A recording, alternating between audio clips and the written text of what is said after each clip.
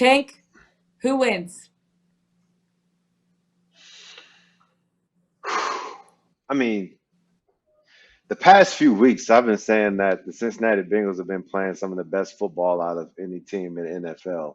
Yeah. We know the one issue that the Bengals have had when they've struggled throughout this year has been with the offensive line, Joe Burrow being harassed. And now that you lose Lyle Collins, trying to see how they're going to have to mismatch that offensive line and see how they're going to be able to perform against a good Buffalo Bills defense. I mean, obviously Buffalo would like to have Von Miller in this situation, but they've still Yeah. been able to pressure some quarterbacks even without Von. So I think this is going to be a good test for both teams. I think that one thing I want to see out of this game is an over. I see it at 49.5. I mean, I think everybody watching this game on Monday Night Football will want to see over because that means that we get to see both of these offenses at their best, at their peak. When you have Stephon Diggs, one of the better wide receivers, going head to head with Jamar Chase and T. Higgins. And so that's what we want to see. Hopefully we get that.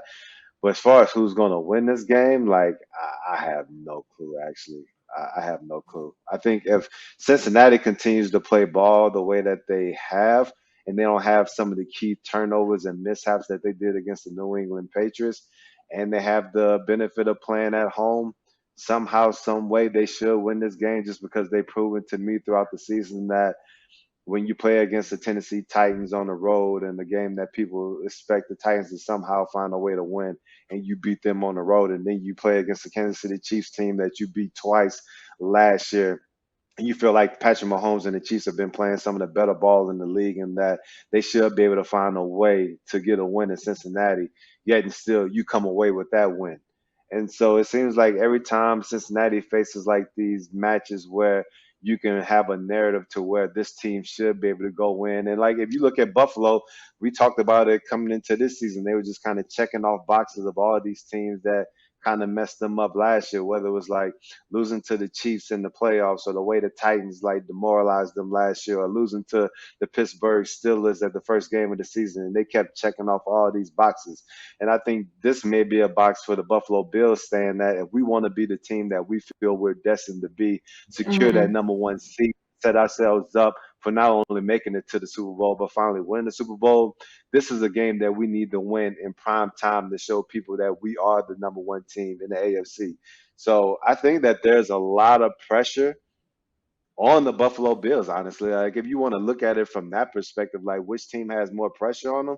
You have Cincinnati dealing with a significant injury. You have the Buffalo Bills dealing with the pressure, losing in the playoffs, have everything in Hmm. front of them right now and can secure the home field. I believe there's pressure on Buffalo. Like, It's good. yeah, I don't know. Yeah. Yeah, I don't know who wins. I don't know who wins. Jared, do you have a lean? Who do you think wins this game? I think Buffalo wins this game. I do. Hmm.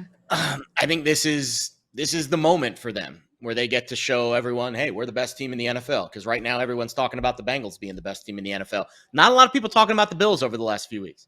They kind of been Hmm. taking care of their business in kind of nondescript ways, not covering a lot of big spreads.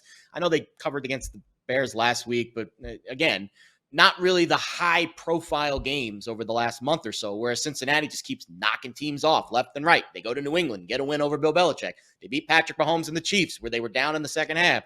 Now they face Buffalo. And what have we seen from the market over the last couple of months with this Bengals team? They keep covering, and the market keeps getting stretched. They almost got tripped up last week. They almost had, and to me, the biggest indicator of the market becoming stretched on a team is a win/no cover.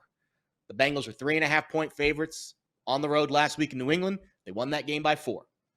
Mm. Right there. I mean, I think we are on the edge of the cliff of where this Bengals team has now continued to win and continued to move the market in their favor. And I think this is, I mean, listen, this is the Buffalo Bills we're talking about here. I mean, let me go back and look at what this line was during the offseason. It was Bills minus 2.5. All right, so it wasn't that big of a difference compared to what we're seeing now.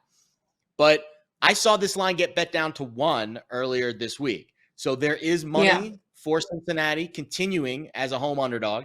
And my guess is the public will eat it up. Hey, Bengals home dog. hey, Burrow, Burr. Oh, I'm assuming that's going to be the narrative this week. I'm assuming a lot of teasers will be tied to Cincinnati this week, getting them through 3 and up to 7. And I just think this is the game where Joe Burrow maybe finally has that one game where it's okay, maybe we're not quite at that point yet. Now, that doesn't mean I don't think that I'm still very high on this team long term, but I'm definitely less high on them now than I was last week prior to the Lyle Collins injury. I mean, that's it. Like, you're talking about your right tackle the week, 2 weeks before the playoffs on an offensive line that already has had struggles keeping Joe upright. I don't think they're going to win a playoff game this year like they did last year where Joe got sacked 9 times. I think if that happens this postseason, the coin flip might go tails instead of heads against Joe. So I think this is the game for Buffalo. I honestly do. And also, you get that final motivational factor where if they win this game, they are the number 1 seed. They clinch the bye. And they're basically effectively on a 3-week vacation until the divisional round, which is the 3rd week in January. So, yeah, this is kind of the final straw, I think, for Buffalo's season to prove they're the best team in the AFC. I think they roll into Cincy. I think they get a win.